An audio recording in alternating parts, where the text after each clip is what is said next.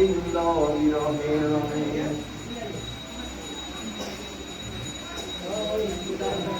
অমূল্যধন্যানি দিনান্তরাণি হরে তদালোকনমন্তরেণ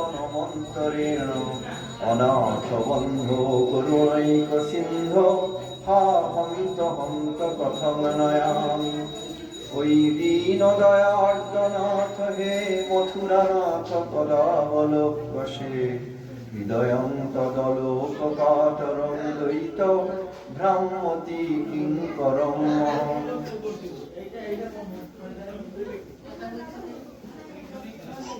আস্তে কথা আস্তে কথা বলবো। বাচ্চাকে নমো নলিন নেত্রায় বেণুবদ্ধ বিনোদিনে রাধাধর সুধা পায়িন নমস্তে গোবিন্দায় নমঃ।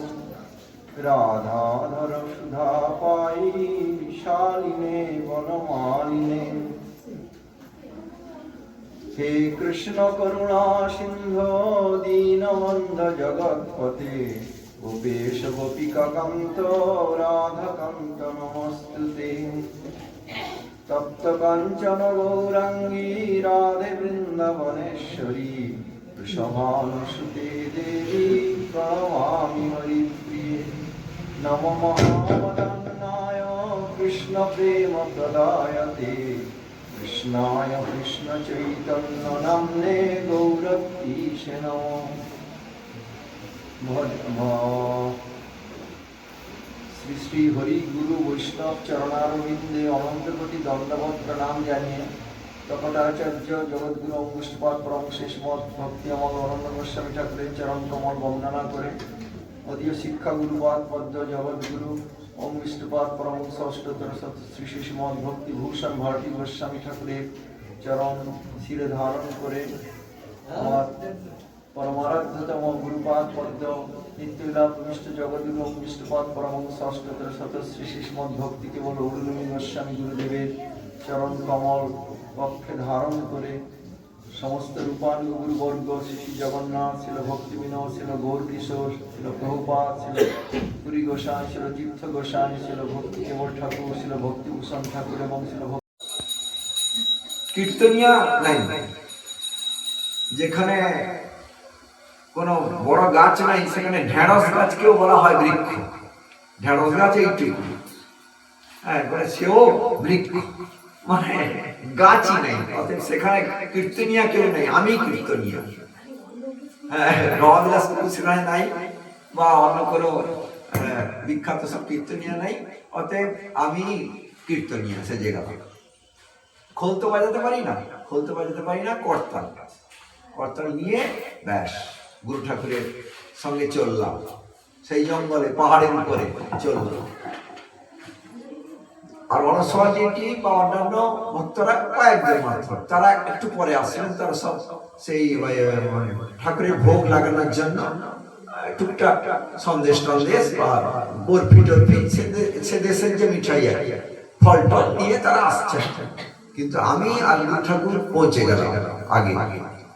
গিয়ে আমাকে গুরু ঠাকুর আদেশ করলেন, রাধাপদ তুমি কীর্তন ধর। কোথায় পঞ্চতত্ত্ব ধরলাম, গাইবে কে? আমি। দোহার করবেন কে? গুরু ঠাকুর। খোল বাজাবে কে? লোক নাই। কর্তাল আমি বাজাচ্ছি। বেশ, তা আমাদের কীর্তন করা দেখে একজন পাহাড়ি লোক, পাহাড়ি বুঝেন তো, জঙ্গল পাহাড়ের লোক, উড়িষ্যা, সে নিচে পাহাড় থেকে নেমে এলেন। বললেন উড়িয়া ভাষা, আমি তো উড়িয়া বলতে পারবো না। বলছে, বাবু আপনারা যেখানে কীর্তন করছেন, আপনারা এটি কীর্তন করেছেন কি জানেন? আমাদের ছোটবেলায় আমরা দেখেছি এখানে বাঘ শুয়ে থাকে। যেখানে আপনি কীর্তন করছেন সেখানে বাঘ শুয়ে থাকতো। মুখ পিলা বলা দেখিয়েছি। অপর সেটি বসে কীর্তন করে চলছে। একটা পাথর পড়ে আছে, সেখানে আমরা চারপাশে জঙ্গল, আমাদের জামাটা মানে উন্নি টুন্নি কাঁটায় বেঁধে যাচ্ছে। কাঁটা গাছ সরিয়ে সরিয়ে উঠছি না, উন্নি টুন্নিতে কাঁটা ফুটছে। দিয়ে আমাকে গুরুদেব বললেন, ওই কীর্তনটা ধরো তো। কোনটা? কীর্তনের বইটা নিয়ে গেছি, প্রাচীন মহাজন। বলছেন বন্দিব অদ্বৈত শিরে যে আনিল ধীরে ধীরে মহাপ্রভু অবনী মাঝা। আমি ধরলাম বেশি বড় কীর্তন তো নয়, আজকে তো সকালবেলা প্রভু করলেন, সকালবেলা যে প্রভু করলেন সে আর কতক্ষণ সময় গেল? 5 মিনিট, 5-7 মিনিট বেশি তো নয়, লম্বা কীর্তন তো নয়। এই তো একদম প্রথমেই আছে, দেখো বন্দিব অদ্বৈত শিরে যে আনিল ধীরে ধীরে মহাপ্রভু অবনী মাঝা। নন্দের নন্দন যে সচির নন্দন সে নিত্যানন্দ রায় সখা যায়। প্রভু মোর অদ্বৈত গোসাই উত্তম অধম জনে তরাইলা ভক্তি দানে এমন দয়াল দাতা নাই। উত্তম অধম মেলি করাইলা কোলাকুলি অন্ধ অধীর যত আছে। পঙ্গুয়া চলিল ধাইয়া হরি হরি বলাইয়া দুবাহু তুলিয়া তারা নাচে। হেন লীলা করে যেই অদ্বৈত আচার্য সেই অনন্ত অপার রসধাম। এমন প্রেমের বন্যা স্থাবর জঙ্গম ধন্যা বঞ্চিত হইল বলরাম। ভাবটা সবাই বুঝতে পারছেন যে অদ্বৈতাচার্য প্রভুকে কোটি কোটি দণ্ডবত প্রণাম জানাই, তার চরণ বন্দনা করি। কেন তার প্রতি তার চরণ বন্দনা করবো কেন? তিনি গৌর আনা ঠাকুর, মহাপ্রভুকে, গোলকের মহাপ্রভুকে যিনি ভুলোকে নামিয়ে এনেছেন, তার অবদানের কোনো তুলনা হয়? অতএব এসো সবে আমরা তার চরণ বন্দনা করি। নন্দের নন্দন মানে শ্যাম সুন্দর কৃষ্ণ যশোমতী নন্দন, সচির নন্দন হয়ে গেলেন, আর নিত্যানন্দ রায় সখা যায়। আর গৌরের সঙ্গে এসেছেন নিত্যানন্দ রায়। প্রভু মোর অদ্বৈত গোসাই, যদি অদ্বৈত গোসাই না আসতেন তাহলে গৌর সুন্দর আসতেন না গোলক ছেড়ে ভুলোকে। গৌর সুন্দর না এলে নিতাই সুন্দরও আসতেন না। অতএব নিতাইকে আগে পাঠিয়ে তারপরে তিনি এসছেন। এর মূলে অদ্বৈতাচার্য প্রভুর ব্যাকুল প্রার্থনা, জীব উদ্ধার করো প্রভু, জীব উদ্ধার করো। প্রভু মোর অদ্বৈত গোসাই, এ কথা বলবেন না দিদি, কথা বলবেন না। আচ্ছা, অদ্বৈত গোসাই প্রভু আমার উত্তম অধম জনে তরাইলা ভক্তি দান। উত্তম ব্যক্তিকে তিনি উত্তম ব্যক্তি, তার তো উদ্ধার হয়, কিন্তু অধম ব্যক্তি, পতিত ব্যক্তি, তাকেও উদ্ধার করবে এমন দয়াল দাতা নাই। মহাপ্রভু হচ্ছেন দয়ার ঠাকুর, কিন্তু মহাপ্রভুকে যিনি আনিয়েছেন অদ্বৈতাচার্য প্রভু, তিনি মহাদয়ার ঠাকুর। মহাপ্রভু মহাবদান, অদ্বৈতাচার্য প্রভু মহা মহাবদান। তার মতো দয়া আর নাই। উত্তম অধম মেলি করাইলা কোলাকুলি। উত্তম অধম পরস্পরকে কোলাকুলি করেছে। ব্রাহ্মণ ও চণ্ডালে করে কোলাকুলি, কবে বা ছিল এরম। ব্রাহ্মণরা চণ্ডালদের ঘৃণা করে, এমনকি চণ্ডালরা যে কুয়া থেকে জল নেয় সে কুয়া থেকে তারা জল নেবে না। আবার ব্রাহ্মণ এখনো ভারতে এসব আছে, মানে এই ব্রাহ্মণ, আমরা ব্রাহ্মণ অহংকার। আমার এই কুয়া থেকে তুমি যদি মরেও যাও, তুমি চণ্ডাল, তুমি এই কুয়া থেকে জল নিতে পারবে না। জল তেষ্টায় মরে যাচ্ছি বাবু, একটু জল তুলে অন্তত হাতে দিন। তখন অনেক যদি কৃপা হয় জল তুলে আলগা হয়ে যেন টাচ না হয়ে যায়। বেটা তোর ছায়া যেন মারাতে না হয় আমাকে, ছায়া জানেন, ভাবতে পারেন মুচি মেথর, তার তখন কি ভারতবর্ষে এরকম জায়গা ছিল, এখন আছে। ঘন্টি বেঁধে যায় তারা, ঘন্টি। আমি মুচিরাম মেথর যাচ্ছি, মুচিরাম মেথর দিয়ে ঘন্টি বাজিয়ে যাবে, মানে সাবধান আপনারা ব্রাহ্মণরা এদিকে আসবেন না, আমি মুচিরাম মেথর যাচ্ছি। আর ব্রাহ্মণদের কি অহংকার, তারা বলছে আমরা উত্তম, আমরা সমাজের উপরের শ্রেণী। তোরা ভাঙ্গি মেথর বুচি, তোদের ছায়াটা যদি আমার ছায়াটা যদি আমি স্পর্শ করি, এখন আমাকে গঙ্গা চান করতে যেতে হবে। আর অদ্বৈতাচার্য প্রভু কি করলেন? উত্তম অধম সবাইকে কোলাকুলি করালেন। ব্রাহ্মণ চন্ডালে করে কোলাকুলি। ব্রাহ্মণ চন্ডালকে বুকে জড়িয়ে ধরছে কেন? প্রেমে। বাঘ কাকে খায়? হরিণকে খায়, কিন্তু বাঘ হরিণকে চুমু খাচ্ছে। মহাপ্রভুর প্রেমে বাঘ হরিণকে খাবে কি, তাকে খাচ্ছে বটে, চুমু খাচ্ছে, কিস করছে। অদ্ভুত ব্যাপার। বলভদ্র ভট্টাচার্য দেখছেন আর অবাক হচ্ছে। ভালুক সেও কাঁদে, হাতি সেও কাঁদে, বাঘ। মহাপ্রভু স্নান করতে গিয়ে জল একটু ছিটিয়ে দিলেন, কৃষ্ণ বলো।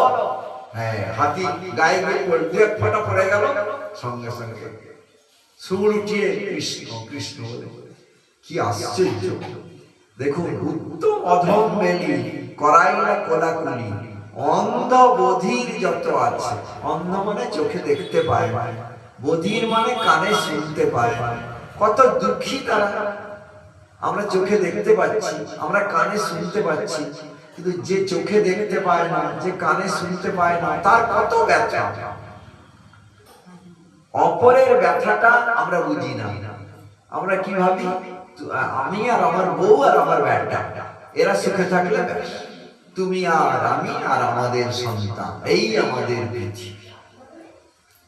পাশের ঘরের লোক মরলো, বাঁচলো, অসুখে কষ্ট পেল, আমার কি যায় আসে? আমি আমার বউ আমার ছেলেকে নিয়ে ফুর্তিতে আছি। এটা হচ্ছে আমার মতো স্বার্থপর ব্যক্তির বিচার। আর গুরুদেবের বিচার ঠিক উল্টা। যিনি গুরু, তিনি অপরের দুঃখে কাঁদেন, পরের দুঃখে তিনি চোখের জল ফেলেন। জীব উদ্ধারের দায় জানতা।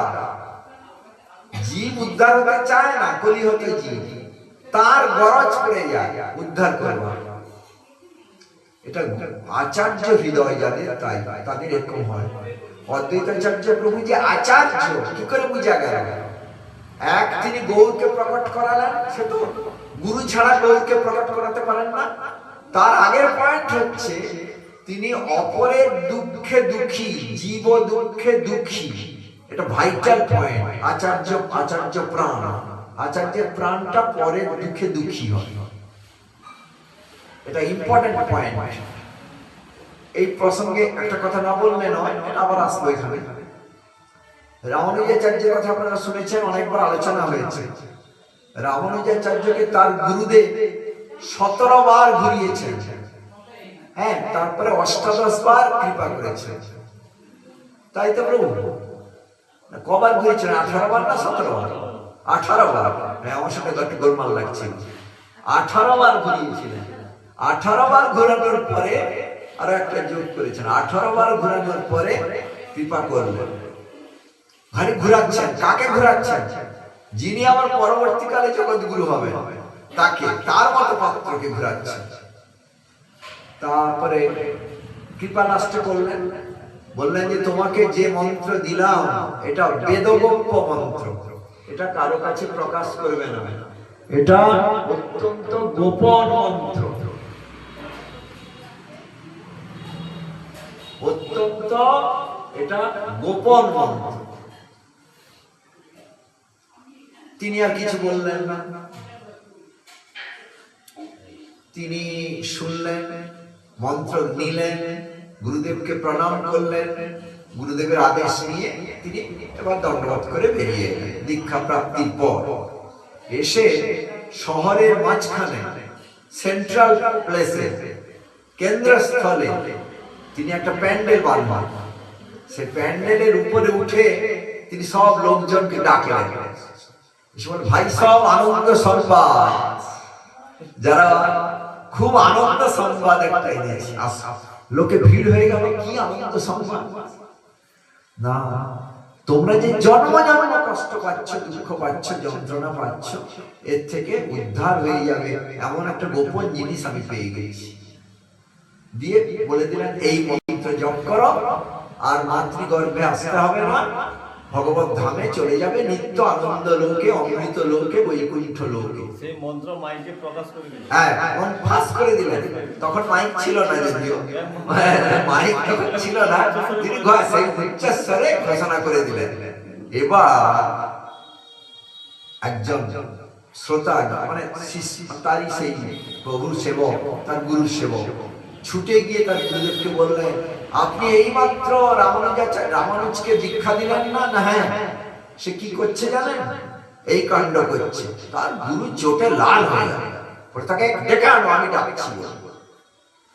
এলেন, আসার পরে দণ্ডবত করে বললেন, গুরু চোখ লাল, ক্রোধে লাল, তুমি মহা অপরাধ, তোমাকে এক্ষুনি আমি নিষেধ করেছি, টাটকা টাটকা গরম গরম তুমি আমার আদেশ লঙ্ঘন করলে, এক্ষুনি দীক্ষা পেলে এক্ষুনি ফাঁস করে দিলে। বেদ গোপ মন্ত্র জানো না? মন্ত্রটা কত গোপন রাখতে হয়, নিজের ঠোঁট পর্যন্ত নড়বে না, এরকম ভিতরে ভিতরে ধ্যান করে জপ করতে হয়। কি করলে তুমি? আমার আদেশ লঙ্ঘন, এই মহাশাস্তি তোমার। তখন উনি চরণে পড়ে গিয়ে কাঁদতে লাগলেন, বলে, প্রভু আমি জানি। হ্যাঁ জানো, তার মানে জেনে শুনে করছো, এ তো আরো অপরাধ, জেনে শুনে অপরাধ করছো। বলছে, গুরুদেব একে দেব বলছে, প্রভু এর জন্য আমাকে অনন্ত নরকে পৌঁছতে হবে, এটা আমি জানি। আরে জেনেও এটা কি করে করছো তুমি? আর ক্রোধ বেড়ে যাচ্ছে না, কিন্তু প্রভু এতগুলি জীব, তারা যে উদ্ধার হয়ে যাবে, তারা যে বৈকুণ্ঠে চলে যাবে, তাদের যে জন্ম জন্মের কষ্ট, জন্ম মায়ের গর্ভে আসা, জন্মানো, পৃথিবীতে কাটানো, অসুখ বিসুখে ভুগা, ত্রিতাপ জ্বালায় জ্বলা, আধ্যাত্মিক আদি দৈবিক আদি ভূতি, আর কোনদিন আত্যন্তিক ক্লেশ নিবৃত্তি হয়ে যাবে, মহা আনন্দ প্রাপ্তি হবে, চির আনন্দ ধামে থাকবে তারা, আমি অনন্তকাল নরকে পৌঁছবো প্রভু। তখন তার গুরু, যে এত ক্রোধে লাল হয়ে গেছিলেন, তার চোখ সজল হয়ে গেল, চোখে জল। তখন তাকে বুকে টেনে নিয়ে বললেন, তোমার হৃদয় এত বড়, তোমার হৃদয় এত উদার, তুমি অপরের কথা এত ভাবো, সবাই নিজের ভজন সাধন করে উদ্ধার পেতে চায়, কিন্তু তুমি জগতের জীবের জন্য নিজে অনন্ত নরকে যেতে রাজি হচ্ছ। তুমি পরবর্তীকালে আমার ধারা সংরক্ষণ করবে, তোমাকে জগৎগুরু কার্য করতে হবে। এটা দেখলেন তো কিরকম? বাসুদেব দত্তের হৃদয়ে দেখুন, এরা গুরু তত্ত্ব। বাসুদেব দত্ত মহাপ্রভুকে কি বলেছিলেন? একই কথা, যে অনন্ত কোটি ব্রহ্মাণ্ডের জীবের সমস্ত পাপ অপরাধ আমাকে ভোগ করাও, আমি কৃষ্ণের কাছে নিবেদন করছি। তুমি সাক্ষাৎ কৃষ্ণ মহাপ্রভু, যে তুমি হে কৃষ্ণ, হে গৌরূপী কৃষ্ণ, অনন্ত কোটি বিশ্ব ব্রহ্মাণ্ডের জীবের জন্য উদ্ধার হয়ে যায়, আর আমি তাদের পাপ নিয়ে, অপরাধ নিয়ে আমি অনন্তকাল নরক ভোগ করবো। মহাপ্রভু এটা শোনার পর, আমাদের নদীয়ানন্দ প্রভু এটা বলতেন ভালো, মহাপ্রভু এটা শোনার পর মহাপ্রভু হুঙ্কার দিয়ে উঠলেন, যে মহাপ্রভু রশ্মিকম্প সেদ রোমাঞ্চ বৈবর্ণ বেপচু হয়ে গেল, দিয়ে তিনি কাঁপতে কাঁপতে বলতে লাগলেন, কি বলছো তুমি বাসুদেব? অসমর্থ নহে কৃষ্ণ, যে কৃষ্ণ এত অসমর্থ নয় যে এই জীবের, এই অনন্ত কোটি বিশ্ব ব্রহ্মাণ্ডের জীবের উদ্ধার তিনি তোমার এই প্রার্থনায় করবেন না, তা নয়, এবং তার জন্য তার বিনিময়ে তোমাকে নরক ভোগ করাবেন কৃষ্ণ। তুমি কি ভাবছো? তোমাকে তিনি মুখে করে রাখবেন, আর তুমি যেহেতু এটা ইচ্ছা করেছো, উইদাউট সাধন ভজন তারা এমনি এমনি সব উদ্ধার হয়ে যাবে। অসমর্থ নয় কৃষ্ণ, কৃষ্ণ সব করতে পারে। ভক্তি বিনোদ ধারা, আমরা যে ধারায় হরিনাম নিয়েছি, দীক্ষা নিয়েছি, অদ্বৈত পরিবার। অতএব আমাদের গুরুবর্গ এত ক্ষমা সুন্দর, এত কৃপা সুন্দর, আমাদের জন্ম জন্মের পাপ অপরাধের বিষ তারা নিজেদের অঙ্গে নিচ্ছেন, জানেন? এই যে অসুস্থ লীলা করেন গুরুবর্গ, সব আমার মতো মানে কুলাঙ্গার শিষ্যের পাপ অপরাধের বিষটা নিজের টেনে নেন। ভাবতে পারেন, নিজের মুখে বলেছে গুরু ঠাকুর।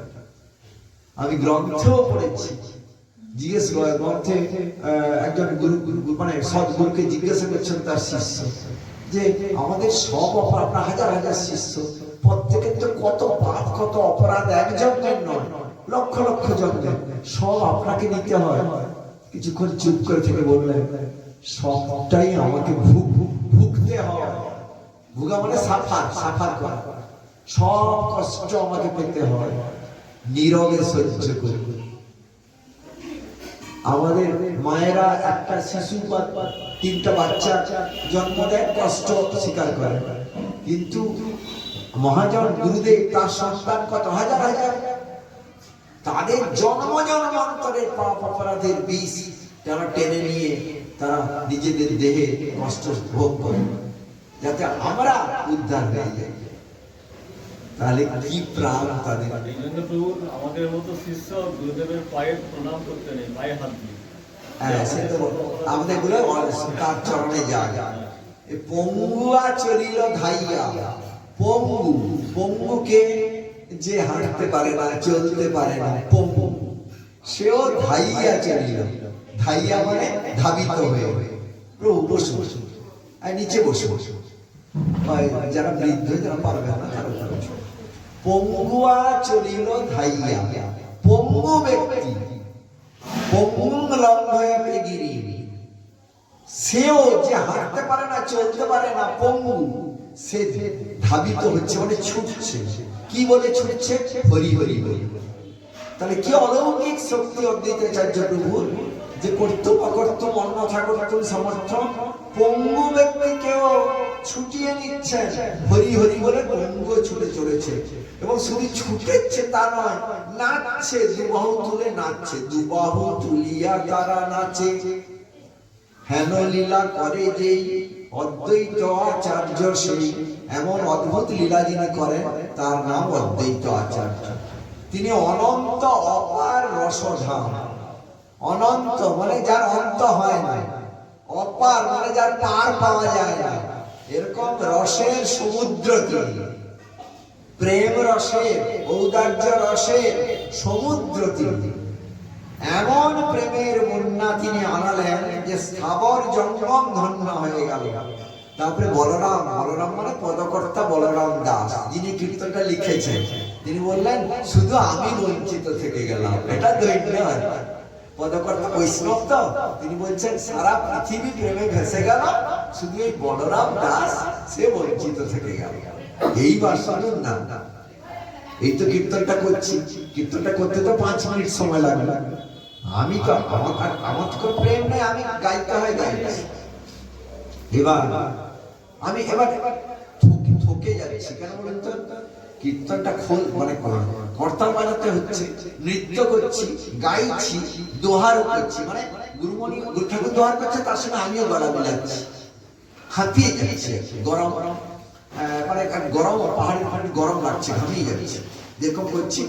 করতে করতে আমি এবার হরিবোল করে রেখে দেবো।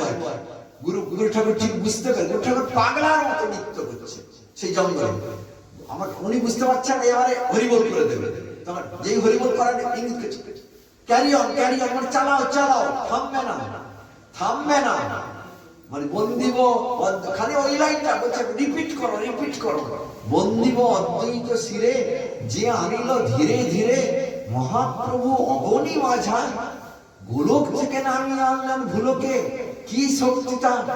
ওই লাইনটা আস্বাদন করছে, ওই একটা লাইন বলে ফিরিয়ে ফিরে করো। কতক্ষণ করবো? 8 ঘন্টা মতো করে থকে যাচ্ছি, আর আমি থকে যাচ্ছি, তার তো প্রেম বেড়ে যাচ্ছে। আমি যত ক্লান্ত হচ্ছি, তিনি তত প্রেমে আরো বলিয়ান নৃত্য করছেন। মানে স্যার, মানে আমি যদি কয়েক ঘন্টা করতাম, তিনি নৃত্য করতেন। দেখো আমাদের মহাপ্রভু বক্রেশ্বর পণ্ডিত 3 দিন টানা নৃত্য। তা বলছেন যে এটা ঠিক তৃপ্তি হলো না। যদি 100 জন গন্ধর্ব গান করতো, আর মানে আমি বেশ কয়েকদিন ধরে যদি নৃত্য করতাম, তাহলে হতো। 3 দিন মাত্র নেচে ঠিক পোষায় না, ঠিক পেট ফুললো না। কিরকম তাদের প্রেম! আমরা একটানা 1 ঘন্টা নাচের পরেই ঠকে যাই। 3 দিন না নৃত্যের পরে বলছেন যে 100 গন্ধর্ব যদি কীর্তন করতো, আর তার সঙ্গে মানে ঠিক পেটটা ভরলো না, সামান্য একটু, সামান্য। মহাপ্রভু পার্শ্বরা এইরকম শক্তিশালী। তো তারপরে আমাদের সেখানে ভোগ হলো, দিয়ে ভোগ হওয়ার পর সেই জঙ্গলে মানে সেই মধ্যে পাহাড়ের মধ্যে এই তিথি পালন হয়েছিল, আজ মনে পড়ছে। এবং সাক্ষাৎ সেখানে যা নিবেদন হলো সেটা ঠাকুর গ্রহণ করলেন। প্রেমিক ভক্তের সে তপতি ছিলে কি পোড়া বলে, ছানা পোড়া, ছানা পোড়া ভোগ দেওয়া হয়েছিল মনে পড়ছে। আর সে নারকেল সে জঙ্গলের মানে ঝাড়িখণ্ডে হচ্ছে না ঘটনাটা, আরে আজকের তিথিতে।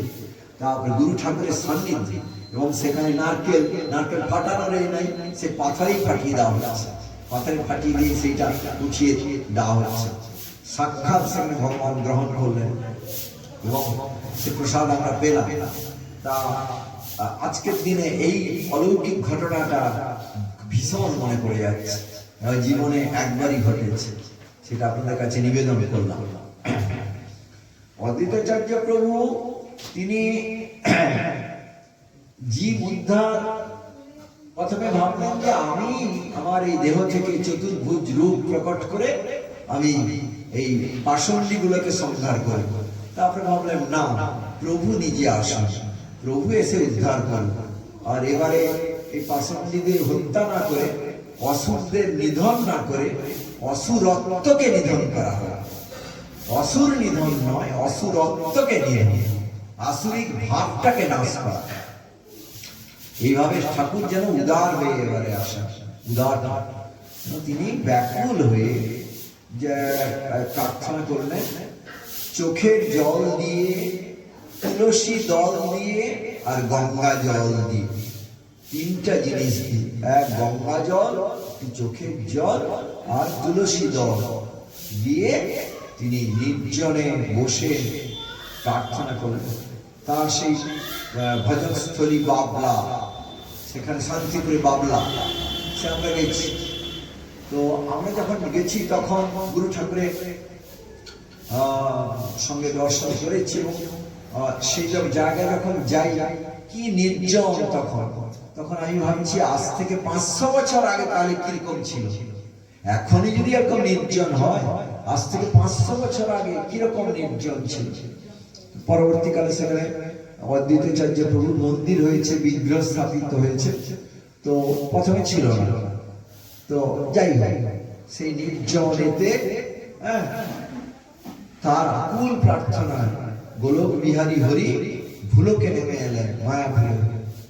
তো এখন কথা হচ্ছে যে অদ্বৈতাচার্য প্রভু সব জানতে পারলেন যে আমার প্রার্থনায় সাড়া দিয়ে প্রভু এসেছেন সচিমার কোল আলো করে, কিন্তু তিনি নিজে এলেন না, তার সহধর্মিনীকে পাঠিয়ে দিলেন, সীতা ঠাকুরানী।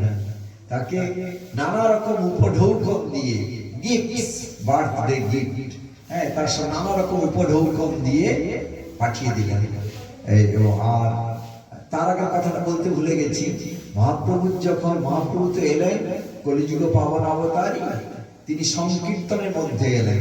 সংকীর্তন কাকে বলে জগৎ জানত না, কিন্তু সেই সময় চন্দ্রগ্রহণ হচ্ছিল। চন্দ্রগ্রহণ উপলক্ষে লোকে হরিনাম করে চন্দ্রগ্রহণে গঙ্গা স্নান করলে পুণ্য লাভ হয়, লোকে এটা জানতো। সে পুণ্যের লোভে লোকে গঙ্গা চান করতে যাচ্ছে, আর গ্রহণের সময়, পুণ্যের সময় সেটা গ্রহণ, এই লোভে তারা যাচ্ছে পুণ্য স্নান। এবার হরিধ্বনি তো ঘুরে গেছে, মহাপ্রভু সেই হরিধ্বনির মধ্যে অবতীর্ণ হলেন। এবার এদিকে অদ্বৈতাচার্য প্রভু আর হরিদাস ঠাকুর এরা ঠারে ঠরে, এরা সেই স্পটে কিন্তু নাই, এরা শান্তিপুরে থেকে দুজনে কেন নাচে কেউ নাহি জানে, তারা আনন্দে না নৃত্য করতে লাগলেন। যে এখানে বলছে বাইরে কেউ বুঝতেই পারছেন না কি হলো, হঠাৎ এত আনন্দে নৃত্য কেন। দুই প্রেমিকের, অদ্বৈতাচার্য প্রভু আর হরিদাস ঠাকুরের দুইজনেরই প্রাণে জেগে গেছে, প্রভু আমাদের এলেন, গোলক থেকে নামলেন, মায়াপুরে নেমেছেন, আমাদের সঙ্গে মিলন হবে, প্রভু নেমেছেন। আনন্দে তারা নৃত্য করছেন। এখানে কথাটা দূরত্ব, এখানে আনন্দ পাগল হয়ে নৃত্য করছে। তারপরে অদ্বৈতাচার্য প্রভু শান্তিপুরে যেমন বাড়ি ছিল, সেরকম মায়াপুরেও তিনি টোল করেছিলেন সংস্কৃতের টোন এবং সেখানে সব ভক্তি শাস্ত্র তিনি পাঠ করতেন, ভক্তিমূলক ব্যাখ্যা করতেন, ভক্তি শিক্ষা দিতেন, কৃষ্ণ যে সম্বন্ধী তত্ত্ব, ভক্তি যে অভিনয় তত্ত্ব, প্রেম যে প্রয়োজন তত্ত্ব, সেটা তিনি সবাইকে বুঝাতেন। তো সেখানে পাশেই হচ্ছে জগন্নাথ মিশ্র ঠাকুরের বাড়ি। তা প্রতিদিন নিমাই দাদা মানে বিশ্বরূপ, তিনি ছোটবেলা থেকে বৈরাগী, সংসার বিরক্ত, সংসারের প্রতি তার উদাস, তিনি গিয়ে সারাটা দিন অদ্বৈতাচার্য প্রভুর ঘরে বসে থাকতেন, সেইখানে তার কুটিরে শাস্ত্র পাঠ শুনতেন, হরিকথা শ্রবণ করতেন, কীর্তন আদি করতেন সারাদিন। খাওয়া দাওয়ার কথা তার মনে থাকতেন। তখন সচিমা নিমাইকে পাঠিয়ে দিতেন, যা তো দাদাকে ডেকে আনো, অনেক বেলা হলো, বেলা 1টা বাজতে যায়, সে প্রসাদ কখন পাবে? তখন নিমাই তখন দিগম্বর, ন্যাংটা পুত্র, বস্ত্র টস্ত্র নাই, দিগম্বর বাচ্চা, পরনে বস্ত্র নাই, ধুলা বালি সব মানে ধামের রজ সে মাখা, সে হাতে গিয়ে পৌঁছে গিয়ে ভোজনে আইসো ভাই ডাকয়ে জননী, মা ডাকছে খাবে আয় দাদা খাবি আয়। বা যেই ঢুকেছে ওই দিগম্বর শিশু, টুকটুকে ফর্সা, পরনে কিছু নেই, প্যান্ট তখন ছিল না, আর ধুতি ওইটুকু বাচ্চাকে তার ধুতি পরানো যায় না, একদম দিগম্বর শিশু। অদ্বৈতাচার্য প্রভু আর এর সেই ভক্তরা চিত্রার্পিত মানে স্তব্ধীভূত হয়ে সব পাঠটা বন্ধ করে দিল, স্তব্ধীভূত হয়ে তার দিকে তাকিয়ে থাকবে, মানে তাদের হৃদয়ে জেগে গেল যার কথা আলোচনা করছি তিনি সেই যশোমতী নন্দন, তিনি এখন শচী নন্দন। কথা থেমে গেছে, শুধু মানে প্রেম বিস্ফারিত লোচনে মানে তার রূপ সুধা পান করছেন, আর তার যে কণ্ঠ মাধুরী, দাদা খাবিয়া, মা ডাকছে, কি মিষ্টি গলা, কি মধুর কণ্ঠ, মানে তারা সব স্তব্ধীভূত হয়ে গেছে, সমস্ত ইন্দ্রিয়ের ক্রিয়া বন্ধ হয়ে গেছে। এগুলো উপসে বলছেন না যে নাম যখন কানে ঢোকে, নাম প্রভু যখন হৃদয়ের আঙিনায় নৃত্য করে, তখন কি হয়? সমস্ত ইন্দ্রিয়ের ক্রিয়া স্তব্ধীভূত হয়ে যায়, সমস্ত ইন্দ্রিয়ের ক্রিয়া থেমে যায়, সেরকম হয়ে গেল চিত্রার্পিত বল, স্থির স্থাণু হয়ে, হ্যাঁ, তার রূপে তার কণ্ঠ সৌন্দর্যে বিস্মিত হয়ে তাকিয়ে আছে। এবার নিমাইও কিন্তু তাদের দিকে একটু আর চোখে তাকালেন, আর চোখে তাকিয়ে একটু মিষ্টি হেসে চলে গেল, মানে কিছুদিন বাদে হচ্ছে তোমাদের সঙ্গে মিলন, চলে গেল। এবার কিন্তু তারপরেও অনেক লীলা, নিমাই চন্দ্রকলার মতো আস্তে আস্তে বাড়বেন, বাল্য লীলা করবেন, কৈশোর লীলা করবেন, তরুণ ইয়াং ম্যান, অল্প বয়সেই প্রফেসর হয়ে গেল, অল্প বয়সেই তিনিও তার নিজের টোল খুললেন, বিরাট পণ্ডিত, নিমাই পণ্ডিত, বয়স হয় কত, 15-16 বছর বয়সেই প্রফেসর তিনি, সংস্কৃত পড়তে আসে তার কাছে সব। সেই সময় উনি শ্রীবাস অঙ্গনে কীর্তন যখন শুরু করলেন, তখন অনেক ব্যাপার আছে, আপনি সব জানেন। প্রথমে তো পাণ্ডিত্য লীলা করলেন, পাণ্ডিত্য বিলাস, তারপরে তো বিষ্ণু পদে সেখানে গিয়ে গয়ায় তিনি অন্য লোক হয়ে ফিরে এলেন, এরকম লীলা। তার আগে শিবাস পণ্ডিতের সঙ্গে দেখা হয়ে গেলে তিনি শিবাস পণ্ডিত বলতেন, নিমাই তুমি দেখতে এত সুন্দর, পড়াশোনা তোমার এত শাস্ত্র জ্ঞান, জগন্নাথ মিশ্রের মতো ব্যক্তির পুত্র, তুমি সব গুণে গুণী, এবার একটু কৃষ্ণ ভজন করো না, তাহলে আমাদের তোমাকে নিয়ে আমরা সব কীর্তন করতাম, আমাদের আনন্দ, আমাদের গোষ্ঠী বাড়তো, আর কৃষ্ণ ভজনটাই তো প্রকৃত বিদ্যা। তখন মহাপ্রভু হেসে বলতেন, আপনাদের আশীর্বাদ যখন আছে, একদিন আমি কৃষ্ণ ভক্ত হব। কিরকম ভক্তি! তারপরে গঙ্গায় চান করার সময় তাদের কাপড় বয়ে দিতেন, এই কি করছো, না একটু ভক্ত সেবা করি, হ্যাঁ, তাদের কাপড় নিংড়ে দিতেন, তাদের ফুলের সাজি বয়ে দিতেন, ভক্ত সেবা নিজে করে দেখাচ্ছেন।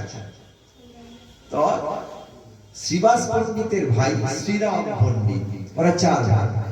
তাকে মহাপ্রভু একবার বললেন, শ্রীবাস অনুষ্ঠানে কীর্তন কীর্তন তো তিনি শুরু করেছেন, মানে প্রেম প্রকাশ শুরু করেছে, এবার পাণ্ডিত্য বিলাস বন্ধ করে প্রেম প্রকাশ, সারা রাত ধরে কীর্তন করছেন।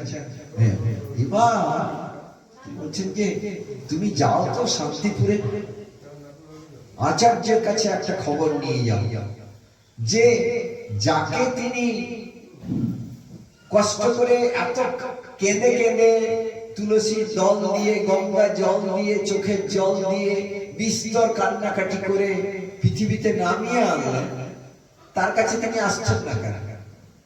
তিনি দূরে দূরে থাকছেন কেন? আমি ডেকেছি বলে তুমি বলবো। উনি গিয়ে পৌঁছালেন শ্রীরামপুর, উনি অদ্বৈতাচার্য প্রভু তো অন্তর্যামী। তিনি বলছেন কি খবর? না, বলছেন ও সেই সচিনন্দন পাঠিয়েছে তো। বলছেন প্রভু তো আপনি সব বলার আগে তো সব জেনে যাচ্ছেন, তো সব যখন জেনে আছেন ভঙ্গি করছেন কেন? আপনি কৃপা করে চলুন। প্রভু কি বলেছেন জানেন না? কি বলেছে না, যার লাগি করিলে তুমি বিস্তর ক্রন্দন, যার জন্য প্রচুর কান্নাকাটি করেছো, যার জন্য প্রার্থনা করেছো, সেই আমি এসেছি আর তুমি চুপচাপ বসে আছো ওখানে। তখন অদ্বৈতাচার্য প্রভু একটা ভঙ্গি করলেন, কি বললেন?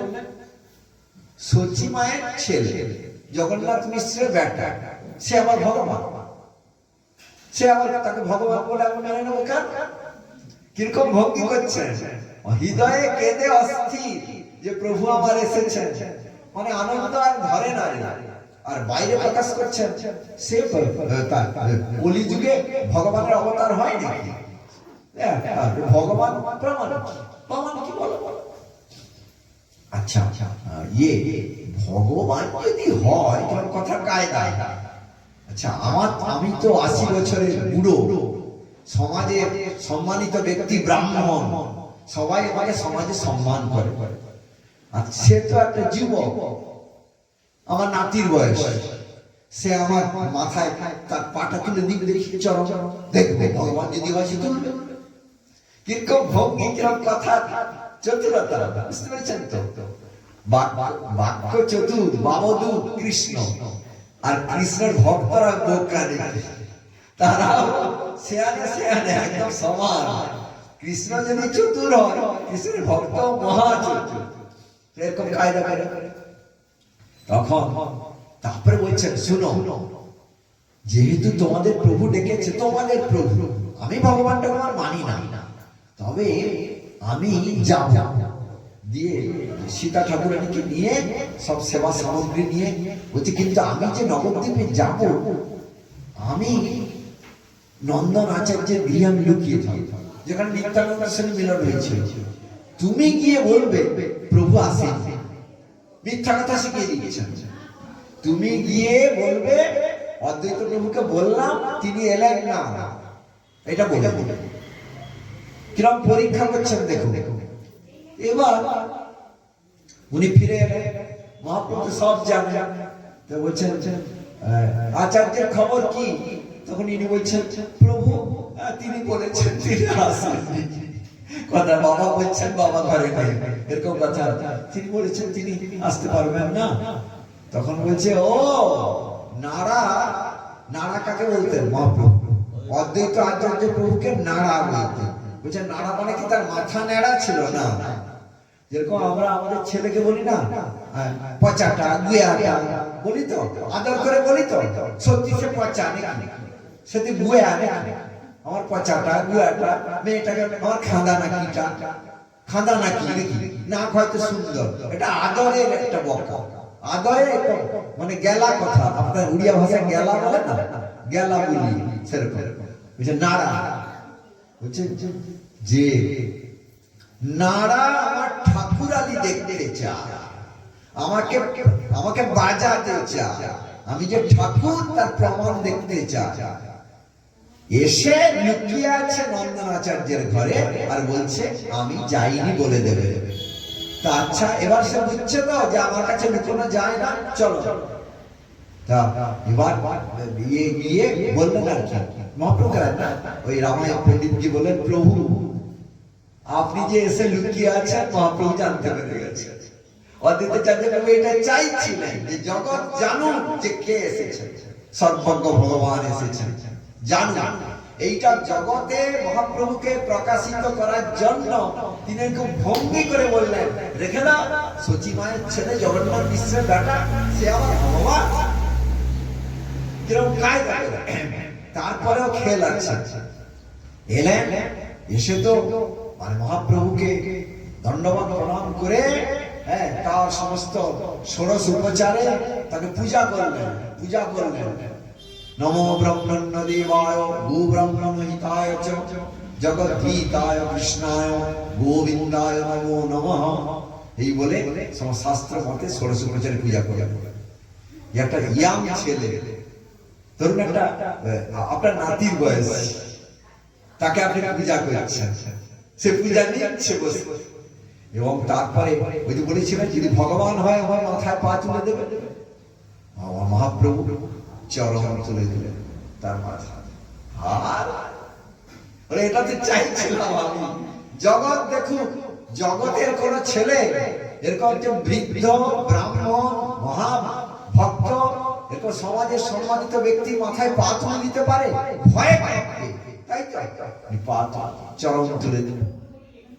জগতের জয়, ভক্তগণের মধ্যে জয় জয় কার হলো, ভক্তগণ বলছে, ভক্তগণ তখন হরিধ্বনি হলো, ভক্তগণ তখন বলছে যে মানে অদ্বৈতাচার্য প্রভুর জয়, অদ্বৈত গৌরানা ঠাকুরের জয়, অদ্বৈতাচার্য প্রভু যে মানে চোখের জলে যিনি এলেন সেই গৌর হরির জয়। এবারে আপনারা তো সমস্ত জানেন সব ব্যাপার। মহাপ্রভু কত ভাবে নিজেকে লুকানোর চেষ্টা করেছেন, কত ভাবে, সব তো কাহিনী জানা আপনাদের। ওই যে তৈর্থিক বিপ্রকে 3 বার রান্না করছে, খেতে দিচ্ছেন, লাস্টে বলছে তুমি এরকম দুষ্টমি করছো কেন?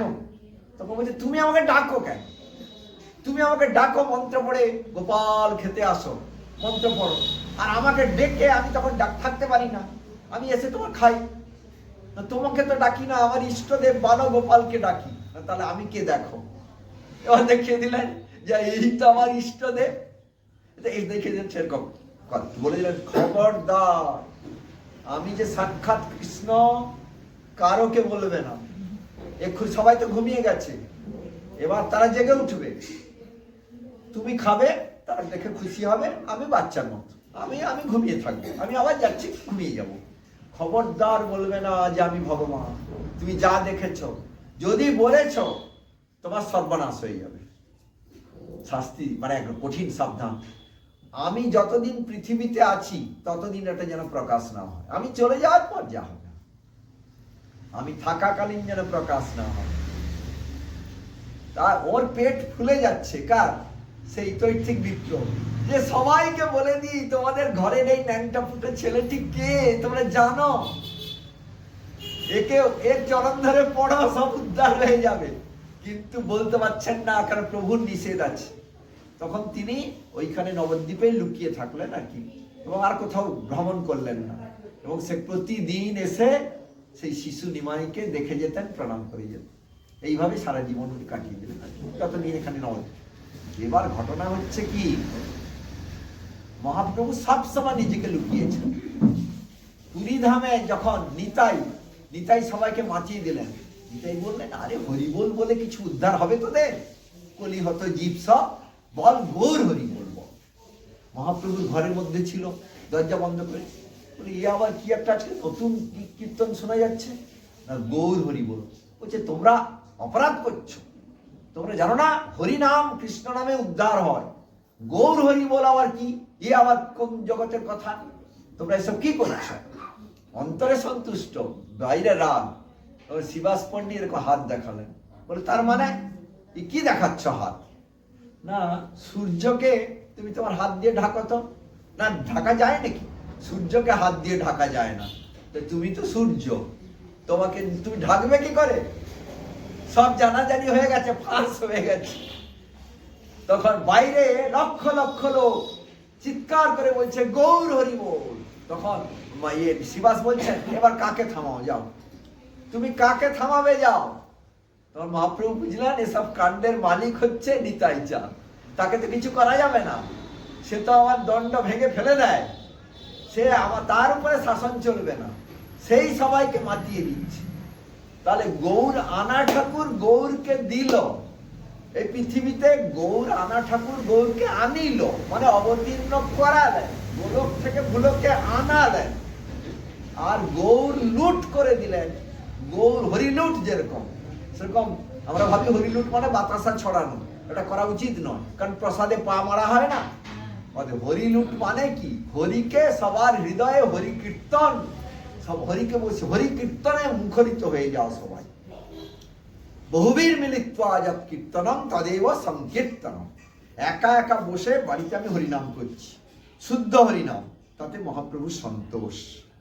কিন্তু বহু কণ্ঠে হরিধ্বনি হচ্ছে, তাতে মহাপ্রভুর মহা সন্তোষ, সন্তোষের তরতম আছে। তো সেই জন্য কি হলো? সেই জন্য এই লক্ষ লক্ষ কণ্ঠে নিতাই হরি বল, মানে তাহলে কি হলো? গৌর আনা ঠাকুর অদ্বৈতাচার্য প্রভু, গৌর দেওয়া ঠাকুর নিতাই চান। তিনি গৌরকে লুটিয়ে দিলেন, গৌরকে দিয়ে দিলেন সবাইকে, তোমরা হরি বল বলো না, তোমরা গৌর হরি বল বলো। এবার আমাদের গুরুবর্গ আবার আরো দয়ালু, তারা বললেন তোমরা নিতাই গৌর হরি বল বলো, কারণ হরির থেকে গৌর হচ্ছে বেশি দয়ালু, গৌরের থেকে নিতাই বেশি দয়ালু। সেটা প্রমাণ হয়ে গেছে জগাই বাধাই লীলায়। সুদর্শন বলে হুঙ্কার ছেড়েও সুদর্শন এসে গেছিলেন, মাথায় দেখছে জ্বলন্ত চক্র গিয়ে তাকে গ্রাস করে, আমার নিতাই রক্তপাত করেছিস তুই পাষণ্ডী, তোকে আজ আমি শেষ করে দেব। তখন নিতাই কি বলেছিলেন? প্রভু, তুমি বহু জন্মে বহু অবতার বহু আসুরকে মেরেছ, তুমি সুদর্শন চক্র আছে তোমার সবাই জানে, তুমি এবারে কি সেইটা করতে এসছ? তুমি এবারে পতিত পাবন লীলা করবে, তুমি উদার ঠাকুর হয়ে এসছ, তুমি এবারে অসুর মারতে আসনি, তুমি অসুরত্বকে মারতে এসছ। আমি তোমার কাছে ভিক্ষা চাইছি এ দুজনের প্রাণ, এদের প্রাণ ভিক্ষা দাও, আর আমার যদি কোনো জন্মে স্বীকৃতি থাকে আমি সব মাধাইকে দিলাম। নিতাই বলছে, মানে আমাদের গুরুবর্গ কি তাহলে ভাবুন। প্রভুপাদ এই জন্য বলেছিলেন, প্রভুপাদের কাছে একজন গিয়ে বলল, আপনার অমুক শিষ্য, প্রভুপাদ বলতে শ্রীমদ ভক্তি সিদ্ধান্ত সরস্বতী গোস্বামী প্রভুপাদ, আমরা প্রভুপাদ বলতে একজনকেই জানি, শ্রীমদ ভক্তি সিদ্ধান্ত সরস্বতী গোস্বামী প্রভুপাদ। সেই শ্রীমদ ভক্তি সিদ্ধান্ত সরস্বতী গোস্বামী প্রভুপাদ তিনি কি করলেন? তিনি তার এক শিষ্য বিপথগামী হলো, তখন তার কাছে বলা হলো, আপনার এই শিষ্য ভজনচ্যুত হয়ে সে খারাপ কাজ করছে, সে সদাচারে নাই। তখন প্রভুপাদ বললেন, এটা তো আমারই অক্ষমতা, আমি কিরকম ডাক্তার যে রোগীর রোগ ভালো করতে পারলাম না? ভবরোগের বৈদ্য যে আমি গুরু ভবরোগের বৈদ্য, তাহলে এই পেশেন্ট এই রুগীকে তো আমি ভালো করতে পারিনি, রুগীর দোষ নাই, ডাক্তারের দোষ। ওই একটা শিষ্যের উদ্ধারের জন্য যদি আমাকে 100 বার এই পৃথিবীতে জন্মাতে হয় আমি রাজি আছি।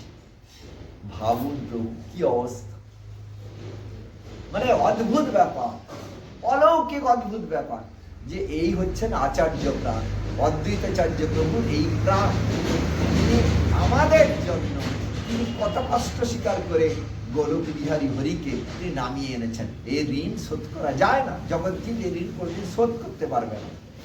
আর অদ্বৈতাচার্য প্রভু নিত্যানন্দ প্রভুর সঙ্গে যে প্রেম কলহ লীলা, সেটা আপনারা সবাই জানেন, এটা বেশ মজার লীলা। কেন না, অদ্বৈতাচার্য প্রভু, কথা বলো না, অদ্বৈতাচার্য প্রভু নিত্যানন্দ প্রভুর যেন বাইরে মনে হবে গালাগালি করছেন, নিত্যানন্দ প্রভু যেন মনে হবে অদ্বৈত প্রভুকে গালাগালি করছেন। ওটা গালাগালি নয়, ওটাকে বলে ব্যাজস্তুতি। ব্যাজস্তুতি মানে নিন্দাচ্ছলে প্রশংসা, বাইরে মনে হবে নিন্দা, কিন্তু আসল এটা হচ্ছে প্রশংসাই। কিরকম উদাহরণ, অদ্বৈতাচার্য বলছেন যে কোথাকার কোন অবধূত, তার বংশের ঠিক নাই, খাওয়া দাওয়ার ঠিক নাই, কোথায় কি করে, মাতালিয়া, মাতালটা কোথাকার, তার সঙ্গ করলে বা সর্বনাশ হয়ে যাবে। মনে হলে এটা নিন্দা, কিন্তু এটা প্রশংসা। কিরকম না, মাতালিয়া, সত্যি তো মাতাল, প্রেম মাতাল, প্রেমে মাতাল। আর ঘর বাড়ির ঠিক নাই, নিয়ম কানুন মানে না, অবধূ তাতে বটে পরমাংশ, মানে সর্বতন্ত্র স্বতন্ত্র, সমস্ত বিধি নিষেধের পা হলো জীবনমুক্ত মহাপুরুষ, শাস্ত্রের অধীন নন। বেশ, তারপরে আর কি না, ওর সঙ্গ করলে সর্বনাশ হবে তো, সমস্ত অমঙ্গল নাশ হয়ে যাবে, সর্ব পাপ অপরাধ নাশ হয়ে যাবে, সর্ব অন্ধকার বিনাশ হয়ে যাবে। আপাত দৃষ্টিতে যেটা নিন্দা মনে হয়েছে ওটা ব্যাজ স্তুতি প্রশংসা। আর ইনিও সেরকম বলবেন, এর সঙ্গ করবে না কেউ, এই অদ্বৈত এর সঙ্গ করলেই এই অদ্বৈত জ্ঞান এসে যাবে।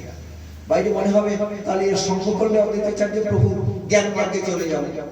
আসল রহস্যটা হচ্ছে অদ্বয় জ্ঞান তত্ত্ব যে ব্রজেন্দ্র নন্দন, যিনি অদ্বয় সিঙ্গুলার, কৃষ্ণ প্লুরাল হন না, কৃষ্ণের ভক্ত অনেক কিন্তু কৃষ্ণ প্লুরাল হন না, এক বচন। কৃষ্ণ একজন কৃষ্ণ। এবার তিনি বৃন্দাবনম পরিত্যাজ্য পাদমেকং ন গচ্ছতি, তিনি এক পাও ব্রজেন্দ্রনন্দন কৃষ্ণ, আমাদের যিনি আরাধ্য দেব, তিনি বৃন্দাবন ছেড়ে এক পাও যান না, তিনি একজন। এবার কথাটা হচ্ছে সেই তিনি অদ্বয় জ্ঞান তত্ত্ব ব্রজে ব্রজেন্দ্রনন্দন, অদ্বয় জ্ঞান তত্ত্ব মানে ভিতরে অর্থ হচ্ছে এই অদ্বৈতাচার্য প্রভুর কাছে যদি হরিকথা শোনো, তার সঙ্গ পাও, তার কৃপা পাও, তাহলে অদ্বয় জ্ঞান তত্ত্ব যে ব্রজেন্দ্র নন্দনে তোমার নিষ্ঠা প্রেম আসবে। কিরকম কথা দেখা এরকম, মানে বাবদূ, কৃষ্ণকে বলা হয় বাবদূ, মানে তিনি বচনে পরিপাক, মানে কথায় তিনি খুব ওস্তাদ, সেরকম তার ভক্তরা অবস্থা। তো যাই হোক, সে যখন নরেন্দ্র সরোবরে যখন স্নান কেলি হচ্ছে, জলকেলি, তখন অদ্বৈতাচার্য প্রভু আর নিত্যানন্দ প্রভু কেউ কারোর সঙ্গে মানে কেউ হারছেন না, এও যখন তার চোখে দিচ্ছে, সেও তার জল মারছে। বেশ, মহাপ্রভু দেখছেন যে দুজনে এই অদ্বৈতাচার্য প্রভু এত বৃদ্ধ, কিন্তু এখন তিনি বালক হয়ে গেছেন, বাচ্চার মতো খেলছেন তিনি। তার সেই মানে গাম্ভীর্য করে বালম্ব গাম্ভীর্য ছেড়ে এখন বালম্ব চাপল্য করছেন, প্রেম চাপল্য নিতাই সঙ্গে। এবার নিতাই কি করেছে, এমন জল নিয়ে এমন জোরে ছুঁড়েছে যে অদ্বৈতাচার্য প্রভুর চোখে খুব জোরে বেজেছে। তখন বলছে, এ অবধূতটা তো আমাকে কানা করে দিল গো, কানা করে দিল, এ আমাকে একদম ব্লাইন্ড করে দিল, কানা করে দিল। এটা মনে হবে বাইরে, মনে হবে এটা তো গালাগালি না, বলছে আমার অজ্ঞানতিমিরন্ধস্য জ্ঞানাঞ্জন শলাকায়া চক্ষুর্মিলিতং যেন তস্मै শ্রী গুরবে নমঃ। আমার যে বাহ্য দৃষ্টি, সেই বাহ্য দৃষ্টি সব কেড়ে নিল, আমাকে অন্তর্দৃষ্টি দিল, প্রেম দৃষ্টি দিল, আমাকে আত্মদৃক করলো। এতদিন মানে আমি আমার বহির্দর্শন ছিল, আমি মাংসদৃক ছিলাম, যে আমাকে ভঙ্গি করে সে প্রেমের চক্ষু দান করলো, প্রেমের চক্ষু দান করলো। মানে গৌর কিশোর বাবা যেরকম বাইরে অন্ধলীলা করতেন, তো বাইরে অন্ধলীলা কিন্তু সবই দেখতে পেতেন। না হলে ভোরে বহুপাত দরজা খুলে দেখেন তার গুরুদেব বসে আছে, আপনি কি করে এলেন? কোথায় নবদ্বীপ টাউন আর কোথায় মায়াপুর, দুটা নদী পেরোলেন কি করে? জঙ্গল, তখন রাস্তাঘাট ছিল না, আপনি তো দেখতে পান না, এত লীলা করেন। রাত্রিবেলা কি করে এলেন? না একজন হাতে ধরে নিয়ে এলেন, না নৌকাকে বের করালো এত রাত্রে, না একজন পার করালেন। তখন প্রভুপাদ বললেন, সেই একজন কে? তিনি কি অদ্বয় জ্ঞান তত্ত্ব ব্রজেন্দ্র নন্দন? তখন গৌর কিশোর বাবা একটু মুচকি হাসলেন, আর কিছু বললেন না। তখন বন্যা, আর তখন ঘন জঙ্গল, নবদ্বীপের ঘর বাড়ি, এসব রাস্তাঘাট কিছু না। তাহলে এই বলছেন যে আমার এই প্রেম মাতাল নিতাই আমাকে প্রেমের চক্ষু ফুটিয়ে দিল। আচ্ছা, বাইরে বলছেন আমাকে কানা করে দিল গো, অদ্ভুত কানা করে দিল। এই বাইরের জগতে আমাদের কানা হতে হবে। কানা হবে কি? আমাদের এই চক্ষু দুটো বাইরের রূপ দেখতে চায়, জগতের রূপ দেখতে চায়, কিন্তু এই জগতের রূপ থেকে আমাদের চক্ষুকে সরিয়ে এনে জগন্নাথের রূপে ডুবতে হবে। হরিগুরু বৈষ্ণবের রূপ ধ্যানে ডুবতে হবে, অর্থাৎ অন্তর্মুখ হতে হবে। আচার্য দেবের যে বাণী, বাইরে থেকো না, ভেতরে যাও, এটা তার শেষ বাণী। ভেতরে যাও, বাইরে থেকো না। ভক্তিবিনোদ ঠাকুর হরিনাম চিন্তামণিতে বলেছেন যে নাম করার সময় অন্তর্মুখ হওয়ার কায়দা দু রকম পদ্ধতি বলেছেন। এক বলেছেন যে সমস্ত এতে মানে বস্ত্রাদি দ্বারা আবৃত করে চক্ষুকে, সমস্ত কানে টানে বাইরের আওয়াজ যাতে না আসে সেরকম আবৃত করে হরিনাম করো। হরিনামই দর্শন করবে, হরিনামই শ্রবণ কীর্তন করবে, জীবে হরিনামই শ্রবণ করবে। আরেকটা বলেছেন দরজা জানলা বন্ধ করে দেখবেন। আপনারা নিজেরা হরিনাম চিন্তামণি পড়ে নেবেন, ঠিক ঠিক ল্যাঙ্গুয়েজ তো আমার মনে নেই, দেখবেন। নিজে প্রভুপাদ কিরকম করেছেন শতকোটি নাম যজ্ঞ মায়াপুরে ব্রজপত্তনে, সেই ঘরটা তো এখনো আছে।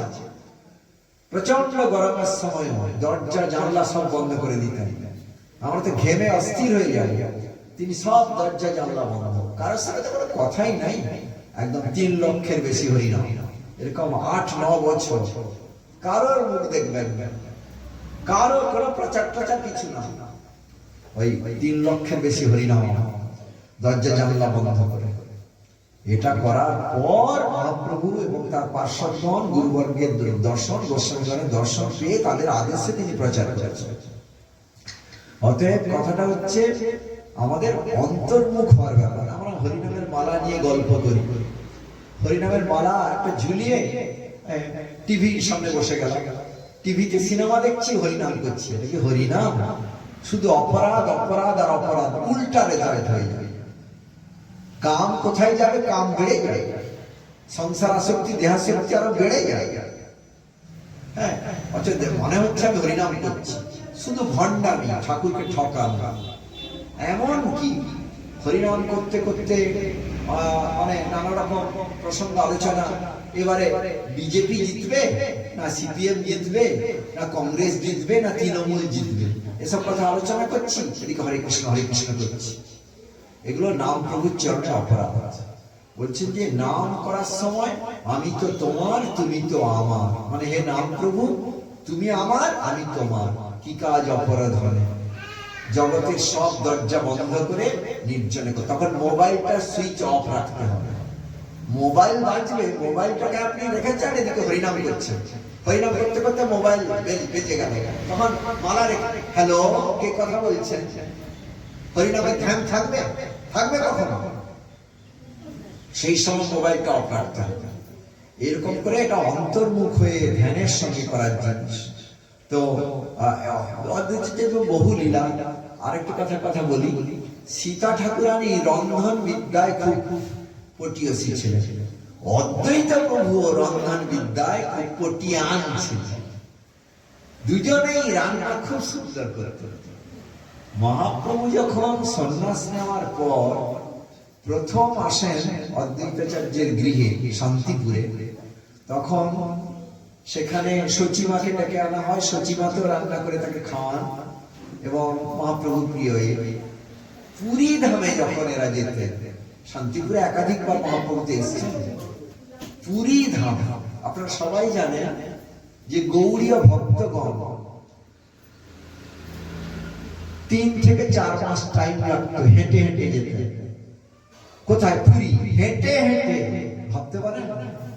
এবং তার সঙ্গে গৃহস্থ ভক্ত সব, স্ত্রী পুত্র কন্যা, এমনকি কুকুরও, বাড়ির পোষা কুকুরকেও নিয়ে যাচ্ছেন। শিবানন্দ সেনের কুকুর ছিল না প্রভু, শিবানন্দ সেনের পোষা কুকুর ছিল, সেও যাচ্ছে।